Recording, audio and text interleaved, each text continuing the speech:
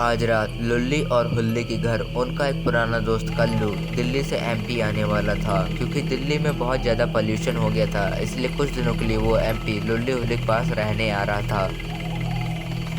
और इधर लुल्ली और हुल्ली कल्लू के इंतज़ार में घर के बाहर बैठ के फ़ोन में न्यूज़ देख रहे होते हैं। वो न्यूज़ वाला बता रहा होता है कि एमजी रोड पे एक इंसान जैसे दिखने वाले क्रिएचर ने बहुत सारे लोगों का मर्डर कर दिया है। और वो क्रिएचर बड़े ही बेरहमी से उन लोग के शरीर को काट के खा जाता है और सिर्फ उनके हड्डियों को छोड़ता है। न्यूज़ देखने के बाद हुल्ली चिंता में पड़ जाता है। हुल्ली को चिंता में देख के लुल्ली से पूछता है कि हुल्ली तुम्हें क्या हो गया, तुम बड़े परेशान दिखाई दे रहे हो। हुल्ली कहता है कि कल्लू भी इसी रोड से आ रहा है, बस मुझे इसीलिए चिंता हो रही है। और किसी का तभी हुल्ली के फ़ोन पे कॉल आ जाता है। कॉल उठाते ही उधर से कल्लू घबराते हुए कहता है कि लुल्ली हुल्ली मुझे जल्दी से बचाने आ जाओ, मेरे ऊपर एक बहुत बड़ी मुसीबत आ गई है। ये सुन के हुल्ली भी डर जाता है। हुल्ली कहता है कि कल्लू तुम्हारे साथ क्या हो गया। कल्लू कहता है कि मेरे सामने चल रहे दो बाइक राइडर्स से एक इंसान जैसे दिखने वाले क्रिएचर ने हेल्प मांगी। जैसे ही वो दोनों रुके तभी उस क्रिएचर ने उन दोनों के ऊपर हमला कर दिया। जब मैं उन दोनों को बचाने गया तब भर में उस क्रिएचर ने उन दोनों की बॉडी खा चुकी थी और उनकी सिर्फ हड्डियाँ छोड़ी थी। और मेरी किस्मत इतनी अच्छी है कि मेरी गाड़ी भी खराब हो चुकी, वो स्टार्ट नहीं हो रही। अगर मैंने भागने की कोशिश करी तो वो क्रिएचर मुझे देख लेगा और मुझे कच्चा चबा जाएगा, इसलिए मैं एक पुराने पेड़ के ऊपर छुपा हुआ हूँ। और कल्लू इतना कहते ही कॉल काट देता है। लुल्ली ने भी ये बात सुन ली थी, इसलिए वो बात को सीरियसली लेते हुए तुरंत गैराज साइड जाता है और गाड़ी निकालने लगता है। और हुल्ली सोचता है कि न्यूज़ वाली बात सच हो गई।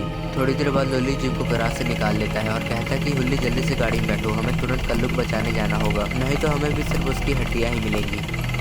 हुल्ली के बैठते ही दोनों एमजी रोड के लिए रवाना हो जाते हैं।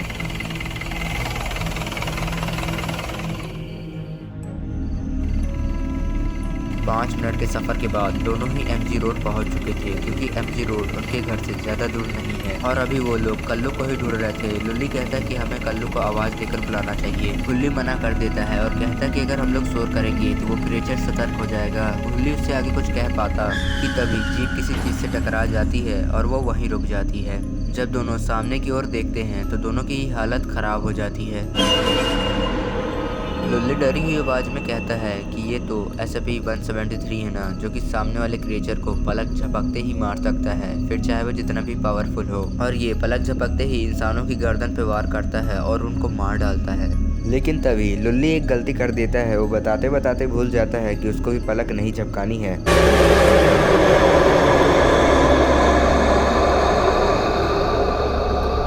लुल्ली जैसे ही पलक झपकाता है तैसे ही वो क्रिएचर उन दोनों को बिल्कुल पास में आके खड़े हो जाता है। लेकिन किस्मत से दोनों ही उसी तरफ देख रहे थे, जिससे वो वहीं पे फ्रीज हो जाता है। लेकिन अब वो दोनों अपनी नज़र चाह के भी उसके ऊपर से नहीं हटा सकते थे, क्योंकि अब वो क्रिएचर इन दोनों के बहुत पास में था। इन लोग चाह के भी उससे दूर नहीं भाग सकते थे। इन दोनों में से किसी एक को अपना आई कॉन्टैक्ट तोड़ना ही पड़ेगा ताकि वो गाड़ी स्टार्ट करके यहाँ से भाग सके। लेकिन इन दोनों जानते थे कि अगर इन दोनों में से कोई एक भी अपना आई कॉन्टैक्ट तोड़ता है तो वो दोनों को ही मार देगा। अब लुल्ली और हुल्ली यहाँ पे बहुत बुरी तरीके से फंस चुके थे। ना तो ये खुद को बचा सकते थे ना तो कल्लू को। और इधर कल्लू एक पुराने पेड़ के ऊपर चढ़ के बैठा हुआ होता है। वो लुल्ली और हुल्ली के इंतजार में और उस क्रिएचर से बचने के लिए उस पेड़ के ऊपर बैठा हुआ था। लेकिन कल्लू को पता नहीं था कि लुल्ली हुल्ली भी बहुत बड़ी मुसीबत में फंस चुके हैं। उनकी एक गलती से वो किसी भी सेकंड मर सकते हैं। और तभी एंट्री होती है उस मॉन्स्टर की, जो कि देख नहीं सकता लेकिन उसकी सुनने की शक्ति बहुत तेज है।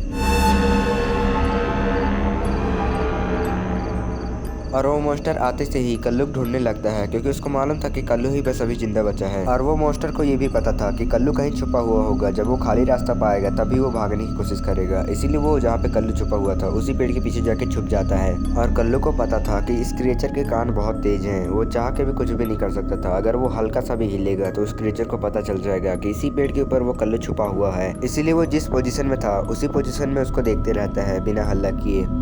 तो गाइस, क्या होगा इन तीन तिगाड़ों का, लुल्ली हुल्ली और कल्लू का? क्या ये तीनों अपने आप को बचा पाएंगी? ये देखेंगे हम नेक्स्ट पार्ट में। उसके लिए आपको वीडियो को लाइक करके चैनल को सब्सक्राइब करने के बाद बेल नोटिफिकेशन को ऑन करना पड़ेगा, ताकि मैं जैसे ही वीडियो अपलोड करूं आपको तुरंत से तुरंत नोटिफिकेशन मिल जाए और आप तुरंत से तुरंत वीडियो को देख सको। और इसे आप अपने दोस्तों के साथ भी शेयर कर सकते हो जो कि भूतिया स्टोरीज देखने में इंटरेस्टेड हैं। Thank you for watching.